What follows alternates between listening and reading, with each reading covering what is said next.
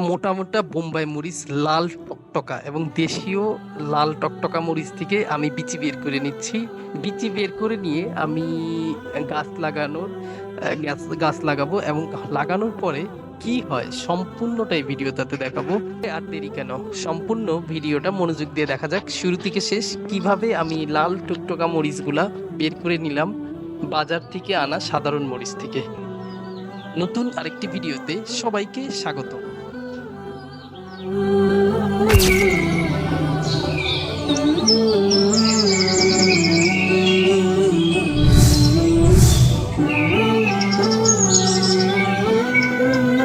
আসসালামু আলাইকুম, সবাই কেমন আছেন? নতুন আরেকটা ভিডিওতে আবারও স্বাগতম। আমাদের ভিডিও যারা নিয়মিত দেখছেন সাবস্ক্রাইব করার জন্য অনুরোধ জানাচ্ছি। নতুন এই ভিডিওটিতে আমি বাজার থেকে আনা কিছু বোম্বাই মরিচ, লাল বোম্বাই মরিচ এবং লাল দেশি মরিচ থেকে বিচি বের করে নিচ্ছি। এই বিচিগুলা বের করে নিয়ে আমি একটু রোদে শুকাবো। শুকানোর পরে আমি কিভাবে এগুলা মাটিতে রোপণ করছি সেটা শুরু থেকে শেষ পর্যন্ত আমি দেখাবো। আমার বিচিগুলা বের করা শেষ। এই যে দেখুন বিচিগুলা বের হয়ে গিয়েছে, যদিও বিচিগুলো একটু কাঁচা কাঁচা। এই মাটিতে আমি বীজগুলা রোপণ করে দিয়েছি, বীজ না মরিচের বিচিগুলা রোপণ করে দিয়েছি। এখন আমি নিয়মিত পানি দিব, দিনে একবার, তবে খুব বেশি পানি দিব না, অল্প অল্প পানি দিব, না হলে মাটিটা শক্ত হয়ে যাবে। আর রোপণ করার আগে আমি মাটিটা অনেক নরম করে নিয়েছি। এক সপ্তাহ পরে কি হয় আমি দেখাবো। অপেক্ষার পালা শেষ। দীর্ঘ এক সপ্তাহ পর দেখুন দেখা যাচ্ছে আমাদের মরিচের বিচি থেকে, বীজ থেকে ছোট্ট ছোট্ট গাছের বাচ্চা বের হয়ে আসছে, ছোট ছোট গাছ। আমরা আবারও নিয়মিত পানি দিব এবং অপেক্ষা করব পরবর্তী রেজাল্টের জন্য। আমি এটি একটি ছোট্ট টবের মধ্যে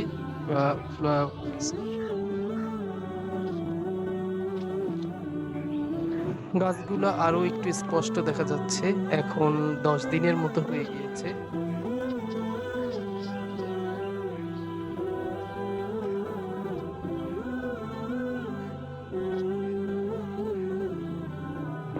যেহেতু কিছু আগাছা হয়ে গিয়েছে, আমি আগাছাগুলা, এই যে ছোট ছোট ঘাস হয়েছে কিছু, এই ঘাসগুলো আমি উঠে ফেলে দিচ্ছি।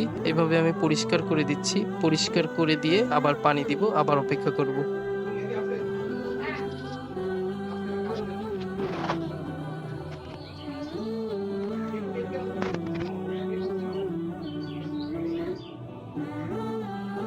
এখন আরো ঘন হয়ে গিয়েছে, অনেক বের হয়ে আসছে।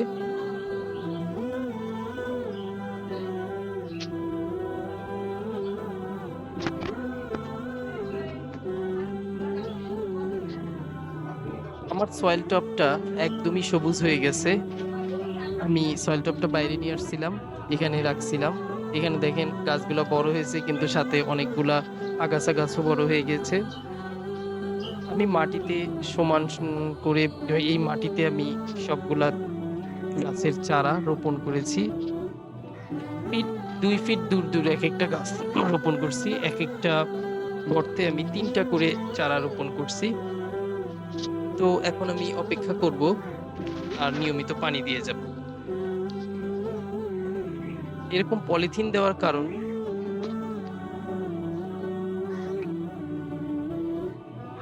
এই যে দেখেন গাছটাতে কি সুন্দর লাল লাল মরিচ হয়েছে, অনেক লাল লাল মরিচ হয়েছে। সবগুলা, বেশিরভাগ মরিচই লাল।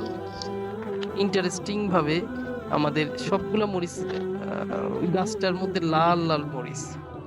কিন্তু দুঃখজনক ভাবে বোম্বাই মরিচের গাছ একটাও হয়নি, সব লাল মরিচের গাছই হয়েছে। আমি মরিচ গাছের থেকে মরিচগুলা ছিঁড়ে নিচ্ছি, ছিঁড়ে নিয়ে মরিচগুলা দেখাচ্ছি কেমন হয়েছে।